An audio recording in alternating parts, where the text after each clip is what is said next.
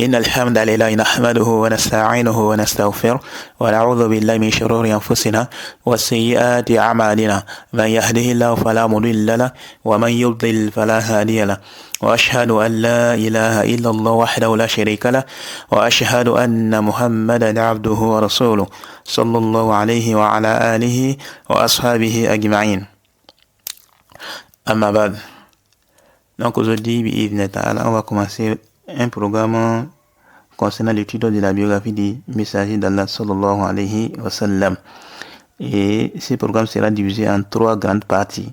La première partie concerne de la naissance jusqu'à la prophétie. Et la deuxième partie de la prophétie jusqu'à l'émigration. Et la troisième et dernière partie concerne de l'émigration jusqu'à la mort du prophète sallallahu alayhi wa sallam. Et on demande l'assistance d'Allah subhanahu wa ta'ala. Donc, voilà le programme pour le moment. Il n'est pas ignoré qu'Allah subhanahu wa ta'ala nous incite à suivre la sunna du prophète sallallahu alayhi wa sallam dans plusieurs versets du Coran. Et cette sunna, qui est la tradition prophétique, est la deuxième source parmi les sources de la législation. Allah subhanahu wa ta'ala nous dit dans le Coran فَإِنْ تَنَازَعْتُمْ فِي شَيْءٍ فَرُدُّوهُ إِلَى اللَّهِ وَالرَّسُولِ. Allah dit, et si vous disputez en quoi que ce soit, renvoyez-la à Allah et à son messager. Renvoyez-la à Allah et à son messager. Donc, la sunna du prophète sallallahu alayhi wa sallam fait partie des sources auxquelles on revient en cas de désaccord. En effet, la sunna du prophète sallallahu alayhi wa sallam est une révélation. Allah subhanahu wa ta'ala nous informe dans le Coran et quoi? Il a dit que les messages d'Allah sallallahu alayhi wa sallam, il a dit que son message, son prophète, ne prononce rien sous l'effet de la passion. Dans la sourate Najm. Bon, l'autre là, le verset qu'ils avaient cité, c'est le verset 59 de la sourate Nisa. La sourate Nisa, c'est la sourate 4 du Coran. La sourate Nisa, c'est la sourate 4 du Nouveau Coran. Donc la sourate 4, le verset 59. Ensuite, dans la sourate Najm, le premier verset de la sourate Najm, les versets 3 et 4, Allah dit وَمَا يَنْطِقُ عَنِ الْهَوَىٰ إِنْ هُوَ إِلَّا وَحْيٌ يُوحَىٰ. Il ne prononce rien sous l'effet de la passion, ce n'est rien d'autre qu'une révélation qui lui est inspirée. La traduction est sans se rapprocher des versets 3 et 4 de la sourate Najm. Donc la sunna du prophète sallallahu alayhi wa sallam est une révélation. Et dans les sources de la religion, notamment dans la sunna du prophète sallallahu alayhi wa sallam, on voit qu'on doit aimer le prophète sallallahu alayhi wa sallam plus que tout. Plus que nos biens, plus que nos enfants, plus que nos femmes, plus que l'ensemble des gens. Comme on le verra un peu plus tard, Inch'Allah. Donc nos parents, nos frères et l'ensemble des gens, même si on peut aimer ces gens-là, mais on doit aimer le prophète sallallahu alayhi wa sallam plus que tout ce qui existe sur cette terre-là, parmi les biens mondains, parmi les biens éphémères et autres.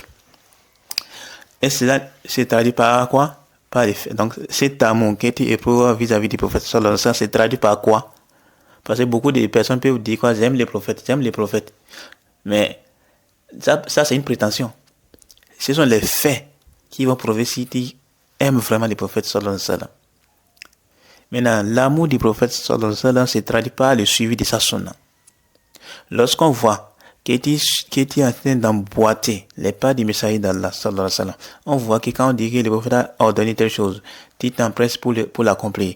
On voit que quand on dit que le prophète a interdit telle chose, tu fais tout possible pour t'en écarter. Là, c'est un signe qui montre que tu aimes le prophète sallallahu alayhi wa sallam. C'est un signe qui montre que tu aimes le prophète. À travers quoi? À travers le suivi de sa sunna. Mais lorsque tu vas faire quoi? Lorsque tu vas tourner dos, on dit le prophète a ordonné telle chose, le prophète a interdit telle chose, on voit que toi tu viens contredire ça. Là, on va te dire quoi? Que tu es en train de suivre ta passion. Tu ne suis pas le prophète. Ta prétention d'aimer le prophète, c'est un mensonge. À travers tes actes.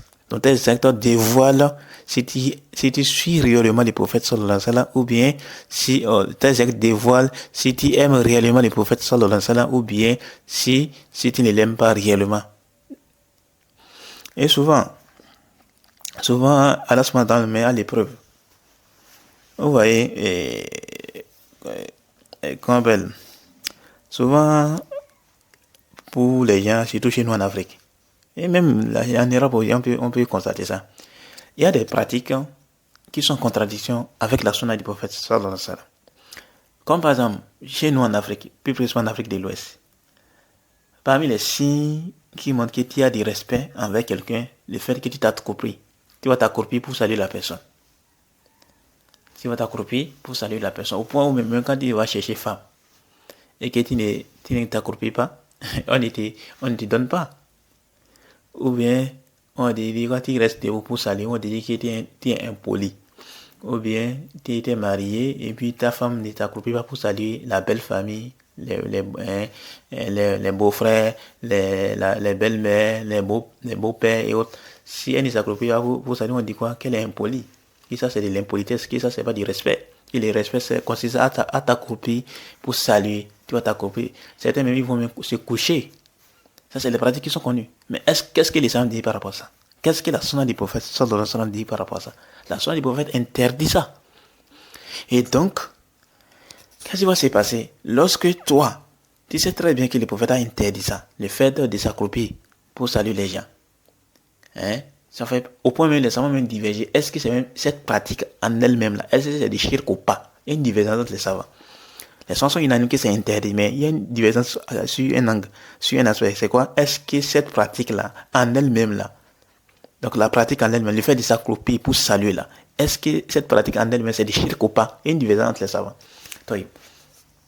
Donc si on connaît les coutumes, les traditions de ton pays, de ta famille, de ta région, de ton milieu, on connaît la pratique là. Maintenant, voilà que la sunna du prophète sallallahu alayhi wa sallam vient contredire ça. La sunna du prophète sallallahu alayhi wa sallam interdit cette pratique là. Va-t-il suivre la sunna du prophète sallallahu alayhi wa sallam ou bien tu vas faire prévaloir les coutumes, les traditions sur la pratique, sur la sunna du prophète sallallahu alayhi wa sallam? C'est là souvent on voit qui réellement suit le prophète. Parce qu'on dit le prophète a interdit ça. Maintenant toi tu veux philosopher. Oh non, moi je peux pas, moi quand je dois respecter mes parents, je peux pas les, je comprends ça, c'est l'irrespect, ça c'est de l'impolitesse. Et toi tu prétends suivre le prophète, tu prétends aimer le prophète. Le prophète nous a ordonné de laisser pousser la barbe. Le prophète a ordonné, le prophète a interdit le fait que les vêtements soient au-dessus des chevilles. Et autres là. Maintenant, toi, on ne sait pas, tes parents, ils ont dit, on prend le cas de la barbe. Parce que souvent avec le cas de la barbe, il y a souvent des polémiques, il y a souvent des fitanes seulement au sein de la famille. Et les parents ont dit, par exemple, quelqu'un là, il a étudié, et moi-même, vous avez été attaqué comme ça plusieurs fois. Quand on te dit quoi, quand on te voit, on ne dirait même pas quelqu'un qui a fréquenté. Donc, avoir maintenant barbe là, c'est un signe que tu n'as pas fréquenté. C'est triste. Donc, qu'est-ce qui se passe? Donc, c'est connu comme ça. Mais là, qu'est-ce qui se passe? C'est que si dans ta famille, on dit, il faut raser là, on t'a dit, tu dois raser ta barbe, tu ne dois pas comme la laisser pousser. Ton père dit ça, ou bien ta mère, ou bien les membres de la famille disent non, tu ne dois pas laisser pousser ta barbe. Et ça, c'est pour les vieux. Et la barbe, c'est un signe de respect, et que celui qui la porte, il doit respecter certains trucs là, et que c'est à un âge donné, il faut quoi? Il faut porter barbe. Toi, tu n'as pas encore l'âge de porter la barbe. Il y a des conceptions qui sont connues, surtout chez nous au Bénin ici. Donc, si maintenant dans ta famille, il y a ça, on t'interdit de laisser pousser la barbe. Toi, tu vas obéir au prophète sallallahu alayhi wa sallam en laissant pousser ta barbe, ou bien tu vas plutôt faire quoi? Tu vas faire prévaloir la position familiale, la position de tes parents sur la parole du messager d'Allah sallallahu alayhi wa sallam. Et là, souvent, on va détecter si la personne aime réellement le prophète sallallahu alayhi wa sallam d'un amour qu'il convient, ou bien c'est une prétention seulement. Tu aimes réellement les messages d'Allah sallallahu alayhi wa sallam de la manière qu'il faut l'aimer, ou bien tu pas seulement avec la bouche. Mais quand il s'agit maintenant de suivre ses traces, de suivre ses recommandations, de suivre ses ordres et de s'écarter de ses interdits, tu tournes dos. C'est pourquoi souvent, Cheikh Fawzan dit, il dit ça souvent. Et c'est dans le sens de sa parole, il a dit quoi? Que quand un truc là, comment on appelle? Quand dans le sens de sa parole, il dit quoi?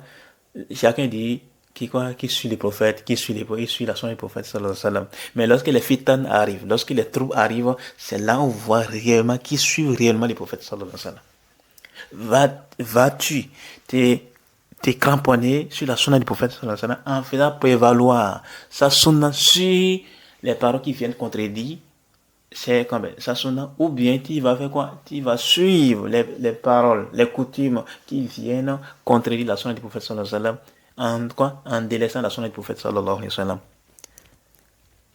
Tout ça, ça ne veut pas des signes qui indiquent si réellement la personne aime le prophète sallallahu alayhi wa sallam, d'un amour, d'un réel amour, de la manière qu'il faut l'aimer, ou bien il est en train de parler seulement dans la bouche.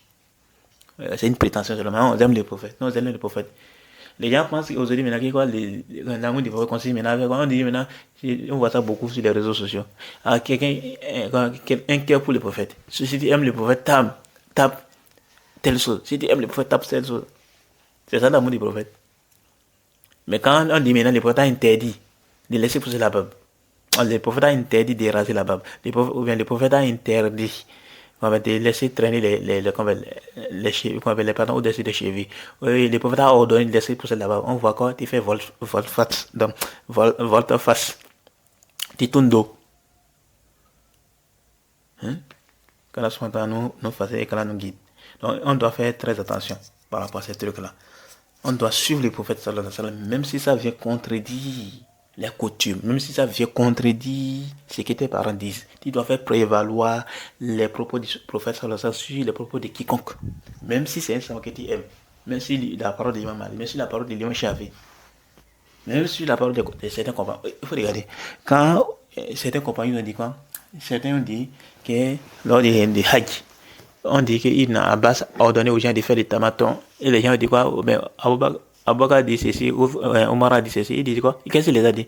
Il dit que pour vous. Moi, je vous dis, le prophète a dit, et vous me dites Aboubakar et Ousmane ont dit, Aboubakar et Omar ont dit. Il faut regarder. Aboubakar et Omar, ce sont deux personnes deux personnes de cette communauté, les meilleures personnes de cette communauté après le prophète sallallahu alayhi wa sallam. Après le prophète sallallahu alayhi wa sallam, c'est qui sont les meilleures personnes? Abu Bakr et Omar.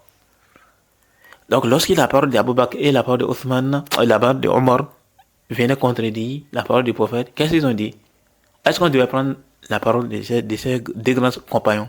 Non. Le prophète a plus en droit d'être suivi.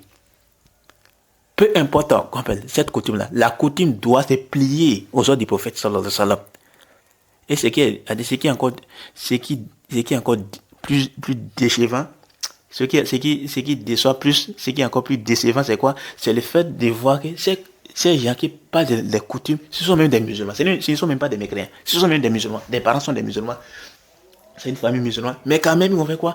Ils vont quand même faire prévaloir les coutumes sur la sunna du prophète sallallahu alayhi wa sallam. Qu'Allah nous guide et qu'Allah nous facilite. Donc, on doit aimer les prophètes sallallahu alayhi wa sallam plus que notre propre personne, nos biens, nos enfants, nos parents et autres.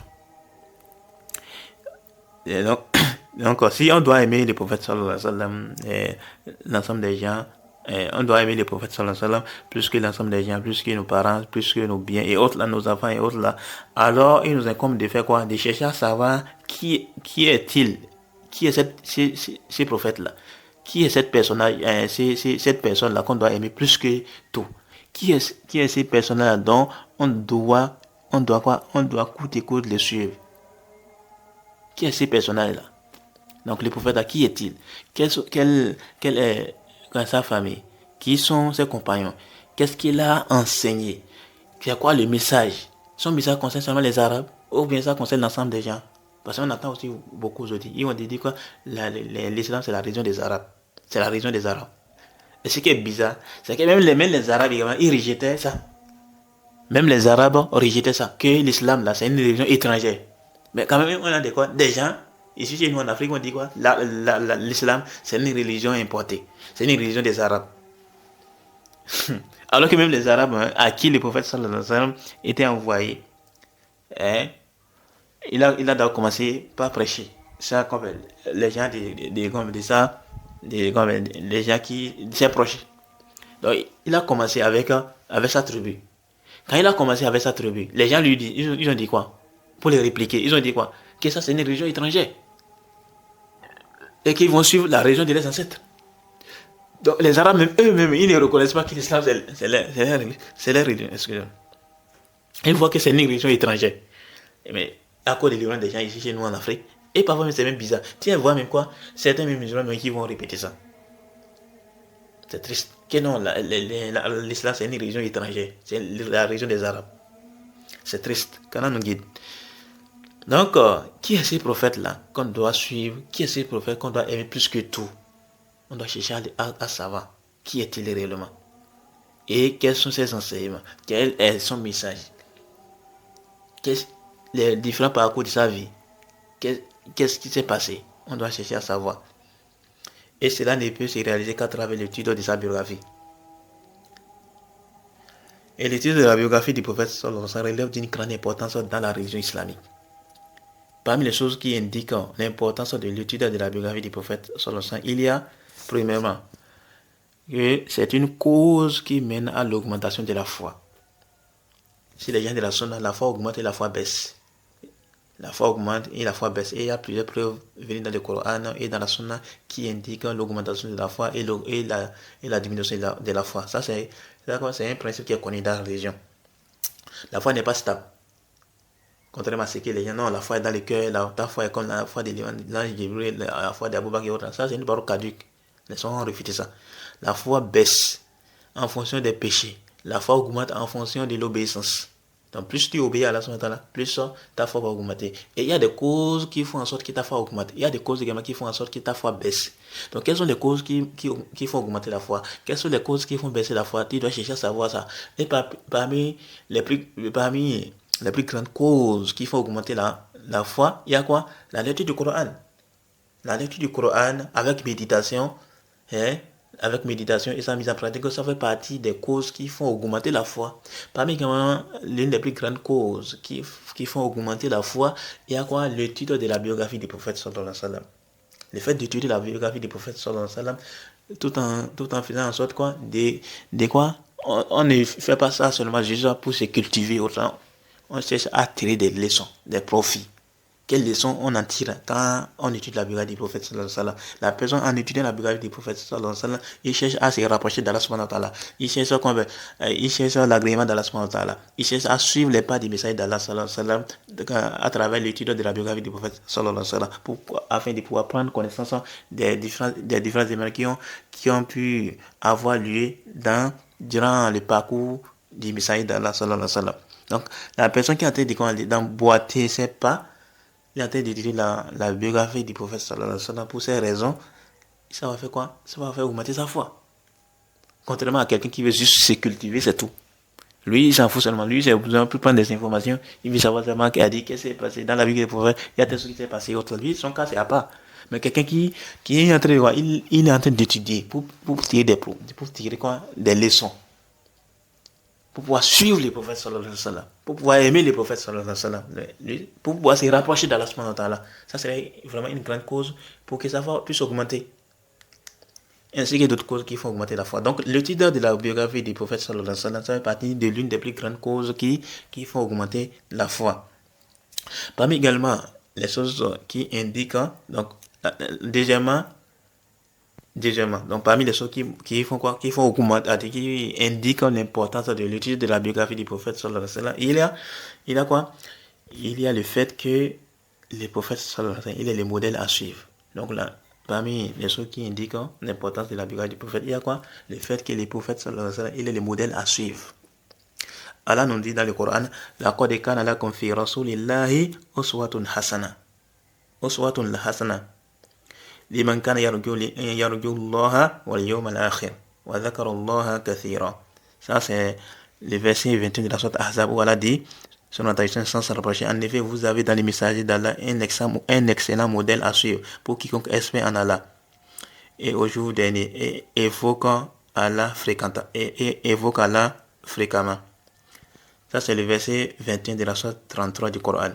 Donc le messager d'Allah sallallahu alayhi wa sallam est notre modèle. Mais combien de musulmans aujourd'hui ont pris comme modèle des philosophes, des mécréants? Ils ont délaissé les messagers d'Allah sallallahu alayhi wa sallam. Les gens ne connaissent même pas les prophètes. Ils se disent, ah non, c'est juste un prophète, c'est tout. Regarde, dit maintenant, il faut nous exposer réellement qui est le prophète. Ils seraient incapables. Combien de musulmans se retrouvent dans ces cas de figure, dans ces situations? C'est triste. Ils vont prendre des modèles, des gens qui ne sont même pas des musulmans, des pervers, des mécréants. Les gens qui combattent Allah subhanahu son messager, ils les prennent comme référence, ils les prennent comme modèle. Quand on dit telle chose, on dit non, même Socrate a dit, hein, même Platon a dit, hein, même tel philosophe a dit, même tel a dit, même telle personne a dit ça, hein, parmi les mécréants, parmi les philosophes. C'est triste. Ils sont en train de suivre ces gens. Les gens, ils vont même faire quoi? Ils vont même plonger les combats. Ils vont même fournir énormément d'efforts pour pouvoir connaître même ces gens-là, ces philosophes, les mécréants et autres là. Mais en ce qui concerne les messagers d'Allah, sallallahu alayhi wa sallam, ce n'est plus le cas. C'est triste. Les messagers d'Allah, sallallahu alayhi wa sallam, il est notre modèle. Et donc, étant donné qu'il est notre modèle, on doit faire quoi? On doit chercher à étudier sa biographie pour pouvoir savoir quelles sont les choses qu'on peut retirer de sa biographie pour pouvoir suivre. L'imam Ibn Kathir, il a dit dans son tafsir, dans le tafsir de ces versets-là, les versets 21 de la sourate Ahzab, il a dit quoi? هذه الآية الكريمة أصل كبير في التأسي برسول الله صلى الله عليه وسلم في أقواله وأفعاله وأحواله. Il dit que ce noble verset est un grand fondement dans le suivi des messages d'Allah sallallahu alayhi wa sallam concernant ses paroles, ses actes et ses situations. Fin de citation. Donc, on voit quoi? Donc, les messages d'Allah sallallahu alayhi wa sallam, il est notre modèle, celui qu'on doit suivre. Et donc, de ce fait, on voit quoi? Si on veut le suivre, donc ça veut dire on doit étudier sa biographie. Quels sont les événements qui se sont produits dans sa vie? Les événements qui se sont produits dans sa vie. Comment il s'est comporté vis-à-vis de ses femmes, comment il s'est comporté vis-à-vis des mécréants, comment il s'est comporté vis-à-vis de ses compagnons. Tout ça, on va essayer d'étudier afin de suivre également ses pas, parce qu'il est notre modèle. Quand quelqu'un il désobéit à Allah, comment il s'est comporté, on doit essayer également de suivre ça. Et ça ne peut qu'arriver qu'à travers l'étude de sa biographie, qu'à travers l'étude des enseignements qu'il a exposé, qu'il a propagé et qu'il a enseigné à ses compagnons. Troisièmement, le troisième point qui indique l'importance de l'étude de la biographie du prophète sallallahu alayhi wa sallam, il a le fait que l'étude de la biographie du prophète sallallahu alayhi wa sallam est un moyen qui mène à concrétiser l'un des plus grands fondements de l'islam, qui est quoi? L'amour du prophète sallallahu alayhi wa sallam. On doit aimer le prophète. Ça, il y a des preuves qui sont venus. Parmi les preuves, il y a quoi? Les prophètes ont dit quoi? La yu'minu ahadukum hatta akuna ahabba ilayhi min waladihi wa walidihi wa nasi l'ajma'in. Il dit quoi? L'un d'entre vous ne sera croyant jusqu'à ce qu'il soit plus aimé auprès de lui, plus que son enfant, son père et l'ensemble des gens. Donc, on doit aimer le prophète sallallahu alayhi wa sallam plus que tout. Plus que nos biens, plus que nos enfants, plus que nos... Après l'amour d'Allah, c'est l'amour du prophète. Après l'amour d'Allah, c'est l'amour du prophète. Sallallahu alayhi wa sallam. Donc, étant donné qu'on doit aimer le prophète sallallahu alayhi wa sallam, alors à travers l'étude de sa biographie, plus tu étudies la biographie, plus tu prends connaissance des faits qui sont déroulés dans la vie du prophète sallallahu alayhi wa sallam, et puis ça va augmenter ton amour envers le prophète sallallahu alayhi wa sallam. Et ça, les gens qui étudient la biographie du prophète, ils savent ça. Ça, c'est pas quelque chose qui est ignoré. Donc, comment peut-on aimer quelqu'un dont on ne connaît même pas? Comment tu vas aimer quelqu'un tu ne connais même pas la personne, tu n'étudies même pas la biographie de la personne, tu ne cherches même pas à comprendre à connaître cette personne. Comment tu vas aimer cette personne? Parmi également les points qui montrent l'importance d'étudier la biographie du prophète sallallahu alayhi wa sallam, il y a le fait que l'étude de la biographie du prophète, c'est un moyen qui permet de faciliter la compréhension du Coran. Car la vie du prophète sallallahu alayhi wa sallam tout entière n'est qu'une mise en pratique de la parole d'Allah. C'est la mise en pratique de la parole d'Allah. Il mettait en pratique le Coran. C'est que le Coran exposait comme message. C'est que le Coran véhiculait comme message. Le prophète sallallahu alayhi wa sallam, il mettait ça en pratique.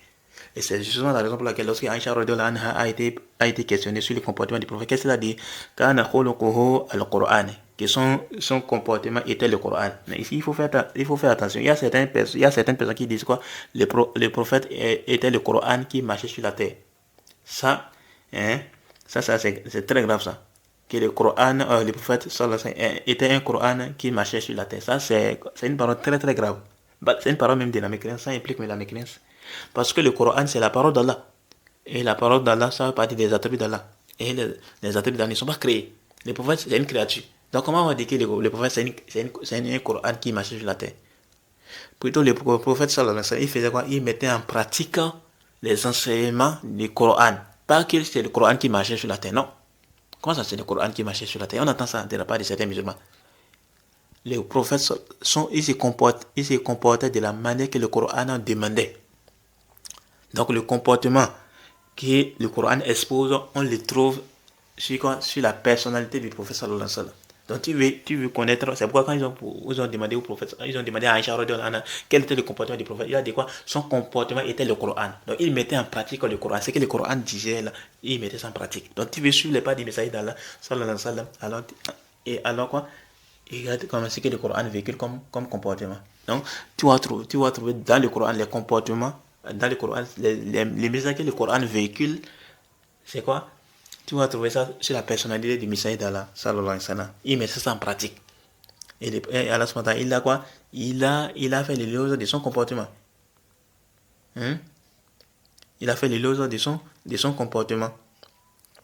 Qu'Allah, que la paix et la bénédiction d'Allah soit sur lui. Dans la sourate, c'est quelle sourate? La sourate, le nom de la sourate là, ça m'échappe là. C'est la sourate Qalam, voilà. Dans la sourate Qalam, qu'est-ce que Allah nous a dit au sujet de son messager, sallallahu alayhi wa sallam? Quand il a parlé de son messager, au sujet de son comportement, qu'est-ce qu'il a dit? Il a dit quoi? Wa innaka la'ala khuluqin azim. Et tu es certes d'une moralité éminente. Ça, c'est la sourate 68, le verset 4. Donc, Allah a fait l'éloge du comportement du prophète sallallahu alayhi wa sallam. Donc, à travers l'étude de la biographie du prophète sallallahu alayhi wa sallam, tu peux également acquérir des bons comportements. Ça sent très bien que le prophète a dit quoi? Que Zina a été envoyé pour parfaire les bons comportements. Excusez-moi. Donc, à travers l'étude de la biographie du prophète sallallahu alayhi wa sallam, on peut quoi? Ça c'est une aide, ça facilite à acquérir un bon comportement. La personne va essayer de comment le prophète se comportait vis-à-vis de ses femmes. Quand elle faisait des erreurs, comment il se comportait. Parce qu'aujourd'hui, on voit malheureusement de la part de certains musulmans qui frappent les femmes. Ils sont en train de battre les femmes. C'est triste. Comment le prophète se comportait quand ses compagnons faisaient des erreurs. Tout ça, à travers l'étude de la biographie du prophète sallallahu alayhi wa sallam, on peut savoir ça. Parmi également les points qui montrent l'importance de la biographie du prophète sallallahu alayhi wa sallam, on va terminer par ça. C'est quoi? À travers l'étude de la biographie du prophète sallallahu alayhi wa sallam, on peut déjà savoir, surtout pour les prédicateurs, les enseignants et autres là, comment il faut se comporter vis-à-vis de quoi? De son apprenant, vis-à-vis des gens auxquels tu es en train d'enseigner. Donc la méthodologie à entreprendre, la méthodologie à emboîter.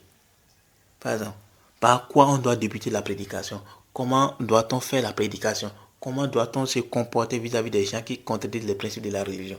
Donc, à travers l'étude de la biographie du prophète sallallahu alayhi wa sallam, on peut dire quoi? On peut dire savoir tout cela. Le prophète a débuté sa prédication par quoi? Par l'appel à la croyance, à la réforme de la croyance, parce que la croyance était quoi? Corrompue.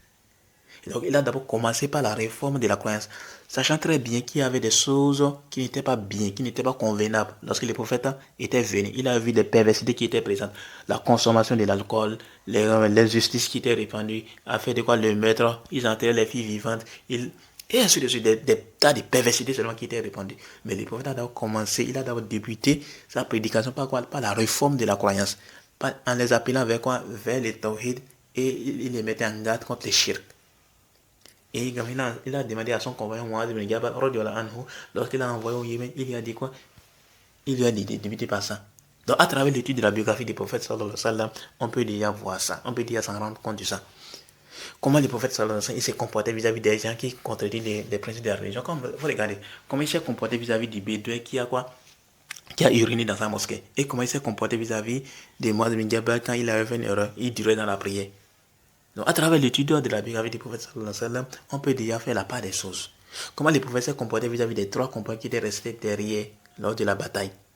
Donc, à travers l'étude de la biographie du prophète sallallahu alayhi wa sallam, on peut déjà faire la part des choses. Malheureusement, aujourd'hui, les gens mélangent tout. Ils pensent qu'à tout moment, il faut être dur. Ou bien d'autres, ils pensent qu'à tout moment, il faut être doux. Alors que non. Et à certains moments, on doit être doux. Et à d'autres moments, on doit appliquer la dureté. Et ça, quelqu'un qui étudie la biographie du prophète sallallahu alayhi wa sallam, de manière correcte, il peut s'en rendre compte.